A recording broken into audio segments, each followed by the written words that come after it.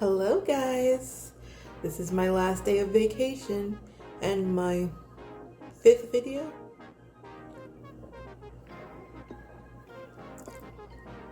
If you're new to my channel, I'm Chantel Noir and I am an artist.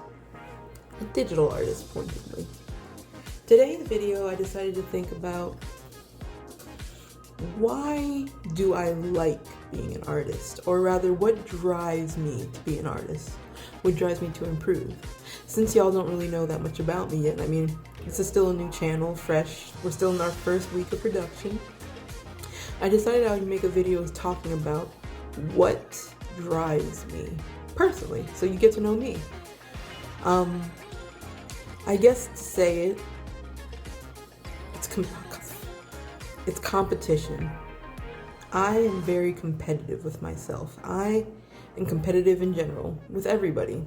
I remember once I was playing Connect 4.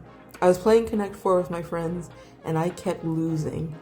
And the bitchiest part of me came through and I was just like, I can't believe I haven't won. I haven't figured it out yet. I just keep losing. They're better than me. Everybody's better than me. And that bothered me.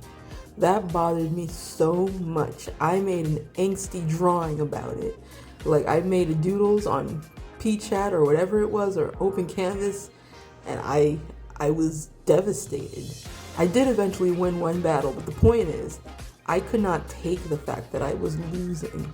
I couldn't take the fact that I lost. So, being an artist, the way that I got into art personally was because in my elementary school, there was like, in 5th or 6th grade, there was a girl who, her name was Melissa, and she drew anime art, like anime art. I would say she was talented, but I mean, we were kids, so it was like, it was cute. She drew well. I wanted to be just like that. I wanted to draw something too. I never thought about drawing in a serious sense. I mean, every little kid doodles on their journals and notebooks and stuff, but I never really was into it serious. She seemed fairly serious for her age, and I wanted to be good. I wanted to be just as good as her. Needless to say, nobody liked my art as good as hers. Everybody said, oh, hers is better. Everybody put me down, and instead of me getting upset, I got mad. I said, I'm gonna beat this bitch. I'm gonna beat this child. I was a child, but I'm gonna beat her. I'm gonna be better. So I got into anime art, and I mean, I was drawing. So that was like 5th grade.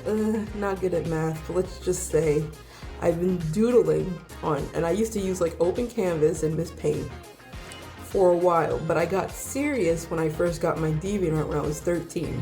I waited till I was 13. I'm just like, I'm gonna have a DeviantArt account, and I did. And I'll show my pictures that I first did on DeviantArt, and they were humble. They're not special really, but I just wanted to draw. I just wanted to get my ideas down, and eventually my art improved.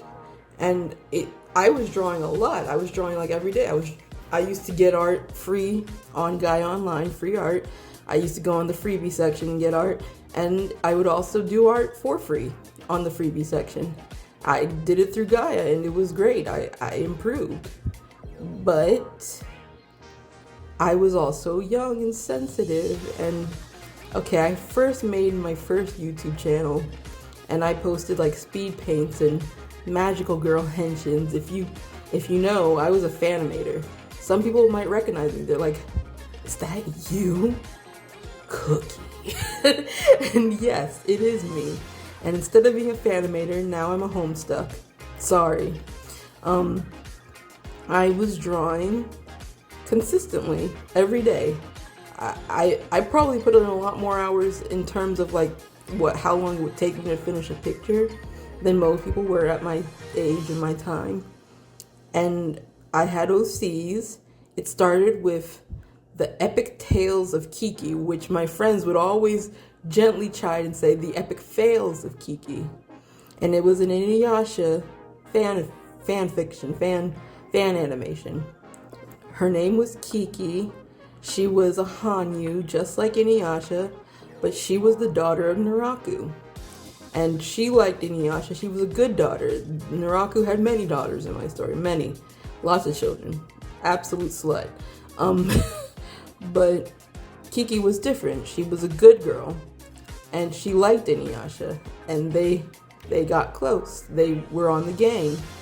And, I mean, technically speaking, I don't think Kiki got with Inuyasha, even though I did like Inuyasha as a child.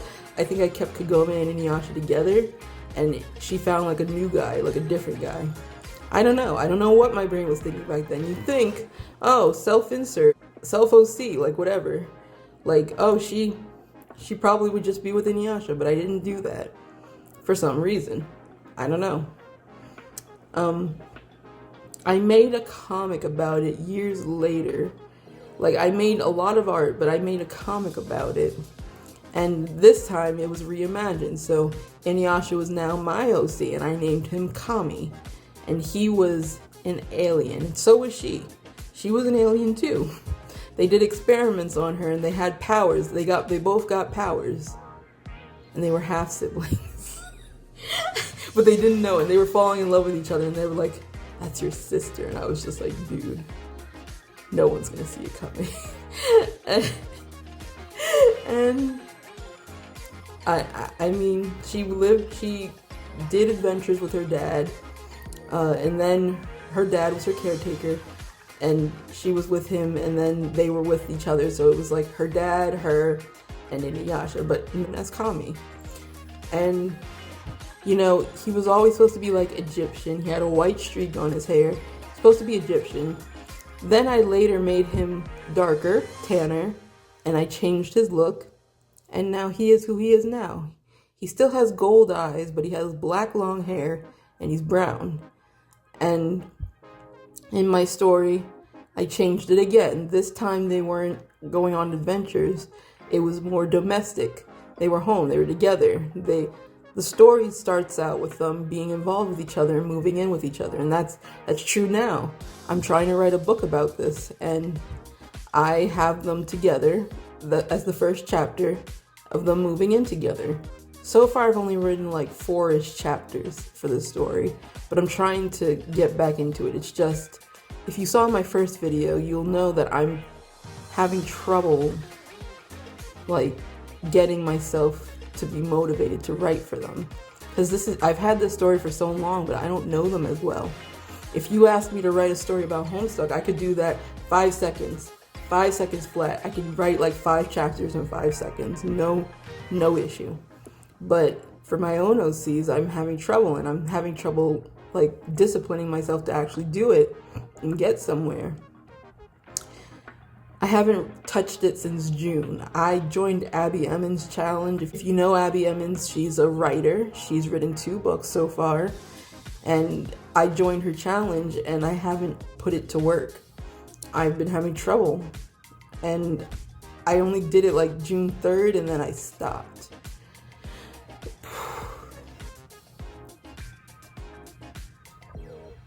But I have another story. It's a Homestuck story. I don't know how comfortable I feel talking about it because it's very personal, but it's very long. It's supposed to be like a fan adventure, so if I were to ever post it, it would be a fan adventure. And I've written over 600,000 words for it. Now granted, it's a comic, so some of those words are really actions, but it's basically action dialogue, a little bit of essay work. Like if you know Homestuck, you know that sometimes Hussie writes like his notes, like he writes essays sometimes, like he writes sentences, but basically it's mostly dialogue and actions. So, I mean, if I were to divide that, like let's just say I did 1 for 1, so I've written over 300,000 words of dialogue, basically, essentially. And it's very long. I'm on part 3, act 11, I think. I think I'm on act 11. Or is it 8? Damn, I forget. I'll put it here what it is, but I'm fairly into it. There's 3 more sections. And I'm saying sections because I can't say acts, because acts are essentially chapters the way that I use them and the way Hussey even used them. And they are very long chapters. Like, generally speaking, the average of acts is 22 or 21,000 words. And that's including actions. That's including like what's in brackets. So that's not like, oh, I just wrote like 21,000 words of dialogue, though I'm sure I have by now. I mean, goodness. But I've been writing this for like 3 or 4 years, and I've just been doing it for myself. I've just been writing. I haven't drawn anything for it other than my OCs. So I know what everybody looks like, but it's very personal. Very personal. I talk a lot about my struggles, about my feelings, about my emotions. I talk about my friends. It's very in-depth about me. Like, if you read that, then you're understanding a piece of me. And it's not, I mean, there are creative things about it, but I based it off of the real world. And I had a long break from that too. Like, this year I barely wrote for it. Last year I barely wrote for it. So really, I feel like I've been writing this for 4 years. I feel like it's been 4 years. I had a writer's block. I had writer's block as well as artist block. I mean, you know I had an artist block. I've talked about this candidly on this channel, that I had artist block. But I also had writer's block. So I wasn't getting my ideas down for a long time. I stopped at what I would think would be an easier part to write. But when I was writing, you know, I noticed I like to write about myself. I like to write about the things that happened that I knew easily. When it came to writing about other people, I wasn't as interested. I wasn't as interested in writing about other characters, unless they had to do with me. And I mean, I know the characters. I also wrote three other stories. I wrote 3 other Homestuck stories. All of them involving John in some way. John Egbert, who I love. He's my child. I love him. He's my boyfriend. I love John Egbert. But I wrote about him 4 stories. The longest story was the first story. That's not true. 2 of them were fairly around the same word count. They were over 200,000 words. And that's a lot. But when I looked on Archive of Our Own, I realized I'm not writing the biggest story. Some John Cathaver took longest. They've written over 1 million words. And I'm just like, wow, I can't even win the top for all this work. But I like studying his character, and I like making him involved in romances. And excuse me. And I know him a lot. I know him like the back of my hand. He was my first favorite character. He used to be my roleplay character. In fact, all the exes I had, I was roleplaying as John Egbert. And it was like, oh my god, the things we were roleplaying were so stupid. It was fun though. I found a lot of friends from Homestuck. I have a lot of memories, like when I was first becoming an adult. It was fun. But one of the stories was based off of a role play I had, a very long-standing role play that I had with my ex. And I wrote it, and I wrote it for closure, and it was very fulfilling. I think I did a good job, but it's not finished because there are still parts of it that I haven't done.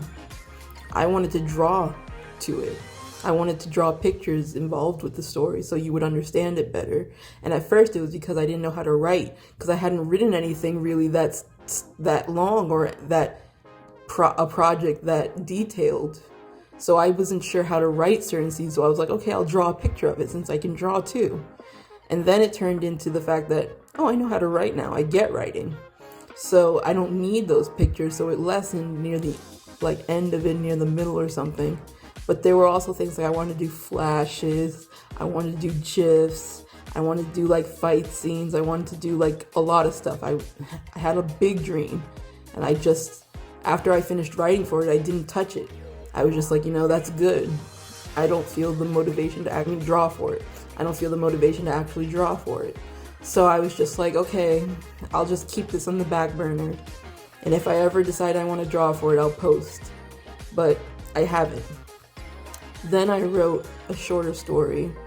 John was a child in this one. He meets a stranger that's magical, a magical being, but everyone's scared of him. He's very distant. And John's not afraid because he's a child. He's just like, oh, you're cool. Hi, my name's John. And it's a fantasy story. It's very short. It's only 20,000 words. But it turns out that there's a little bit of trouble. And I won't give the story away, but there's trouble in the midst. And it gets dark. But, I mean, I'm not going to give the story away, but it's a short read. It was about the mood that I had at that time. Then I wrote a third story, and this story is baller. So let me tell you something. I don't know how to say this word, so forgive me. But if any of you remember Heinous Stuck or Henuous Stuff, it was this horror story. It was a horror fan adventure. And basically, everybody at 13 turns into a monster and you live forever, except you don't because the government will kill you at like 60. And basically, everybody has to turn into a monster at 13. And my story starts out at 13 for John. And he's about to turn into a monster, but he runs away. And he lives his life trying to hide and grow. As he grows into an adult, he survives. He's very survivalist, but he has mental issues. And he struggles because he can't show his true self. He has to don clothes that look like monsters to fit in. He gets into drugs. He gets into everything. And then he meets Dave, and he re-meets him. All this time, he was off of social media. He was off of Pester Chum. He didn't have any connection to his friends. But one day, he finds a radio and internet Wi-Fi. He meets Dave online. He's still there. And Dave's like, "You're not dead?" And John's like, somehow I'm not dead. And Dave doesn't really know that he's a human at this point, but like that he's normal. But John knows that he's a monster because he knew before. Like, he was a monster when he left. And it goes throughout his life, meeting the characters, re-meeting the characters, and all the trauma of being alive when you don't feel like you are supposed to be alive, when you don't fit in. He is both nihilistic as well as like trying to be everything he's supposed to be in terms of like emotionally, but it is a bad scene. But he does anything to survive. He does anything. He does everything. He tries everything once. He's a wildfire. And he's very different from traditional John Egbert. If you know John Egbert, he's a sweet baby boy. He's a sweet baby. He's just like, hi, my name is John Egbert, and I'm gonna play tricks on my friends. I'm gonna put a water bucket on the door, and I'm full of adventure. But John in my story is very different, and I love to talk about it. I love to talk about him because I think this is something that could happen to him even. He could be a downer character if bad things happen, if trauma happen, because anybody can. And I think I fall in line with who he could be in a darker, worse world, because he's a survivalist at the top. He's a survivalist. He's a reigning champion of survival and of doing the right thing and of making sure that he can succeed in any composable way. And I love that story. That's my bread and butter. Like, I loved my first story too, the first story I wrote, but this was dark. This was heavy. And it's long because actually I have part 2. I haven't written for it in years, no, but I have like 9 stories written out for just this John because I couldn't put him down. He was my muse. I understood him on a basic essential level. I understood him. And I love him. I love changing him, and he's became my character when I wrote for him, because I changed a lot about him, but I still think that I see a little bit of him in there, and I'm just like, I love this child. I love him. I don't know if anyone would be interested in reading any of these stories. I mean, some of these stories you might not like because of the pairing, like the ship itself, but I promise he is over 18 in all these stories. He's not a child, and it's just, I'm basing it off of my role plays that I used to have as when I was doing role playing, and the stories and the things written in them were based on things that I've done for the first one especially. But yeah, if you're interested, I might think about doing that. I did the drawing thing with this story too, with the John, with the horror Henua stuff, but it's not as difficult. There aren't as many pictures involved. It's not as tremendous. The hardest chapter would probably be the first chapter because of all of the HTML and all of the things that I did to make it seem like the writing is my best work personally. And I love that story, but it's just a fan fiction. So I don't know what to do with it. I don't know how to get involved in posting it. My friend suggested I should make it into a comic and change everybody's names and stuff.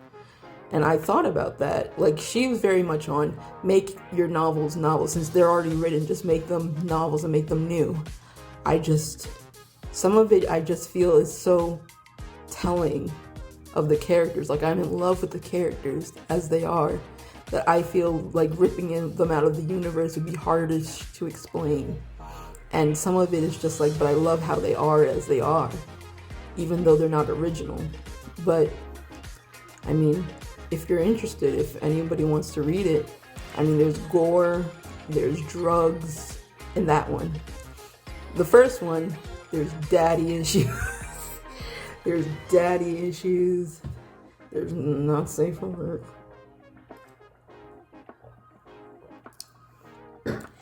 And there is trauma in all of them. But yes, so I don't know what this video turned into. I kind of went on a tangent, but the main point is, I think the problem with me in art is that I don't have a driving source anymore. I don't know what I want to do because I don't have the urgency to be better and to improve and to showcase myself. Because once I started writing for myself and not posting, I was like, well, I can write another story and another story and another story, and this is for me. But I don't feel like having to work as hard. The basic thing I do is just show up. And with YouTube, I want to start showing up, so I'm going to work. But I'm still trying to figure out who I am at 30, and I'm still trying to figure out what I want to do. And really, I want to storytell. I know it. I just need to figure out how I want to do it. This video is already very long. It's 24 minutes that it says on my thing. I mean, I'll edit it, but it still will be about that 24, 25. So if you're interested in any of the stories that I talked about, please let me know. I don't know if you like Homestuck. I don't know if you care. I'm a Homestuck. I will post about my things if you actually care to read them and see them and visualize them. Most of my stories are dark, but there's also romance, there's also love, and there's also happiness. So this is Chantal Noir, and I'll be signing off.